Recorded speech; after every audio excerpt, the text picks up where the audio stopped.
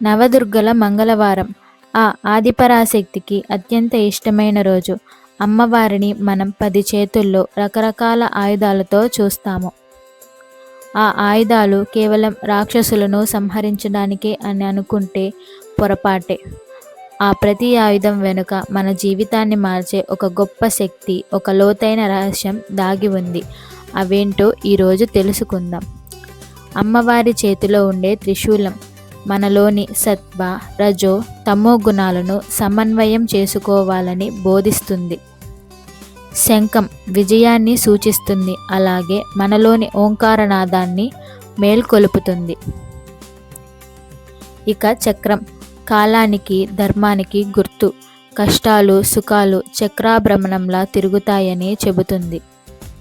ఖడ్గం మనలోని అజ్ఞానాన్ని, అహంకారాన్ని నరికివేయడానికి.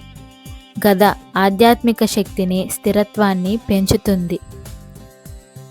ధనస్సు, బాణం లక్ష్యాన్ని సాధించడానికి మనం చేసే ప్రయత్నాలకు సంకేతం. డాలు దుష్టశక్తుల నుండి రక్షణ కల్పిస్తుంది. పాశం మనలోని బంధనాలను విముక్తి చేస్తుంది.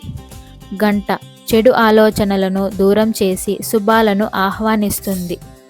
చివరిగా అగ్ని, అది మనలోని పాపాలను దహించివేసే ప్రతీక. సద్గురు సీతారామమ్మ గారు ఎప్పుడూ చెప్పేలా, అమ్మవారి ఆయుధాలు మనల్ని భయపెట్టడానికి కాదు, మనలోని చీకటిని తొలగించి జ్ఞానాన్ని ప్రసాదించడానికి. ఆ తల్లిని నమ్ముకుంటే మనకు ఎదురే ఉండదు. ఈ మంగళవారం అమ్మవారి విశేషాలు మీకు నచ్చితే వెంటనే లైక్ చేయండి, మీ మిత్రులకు షేర్ చేయండి. మరిన్ని ఆధ్యాత్మిక రహస్యాల కోసం మన సద్గురు సీతారామమ్మ ఛానల్ని ఇప్పుడే సబ్స్క్రైబ్ చేసుకోండి. కమెంట్ బాక్స్లో జై మాతాజీ అని టైప్ చేయండి.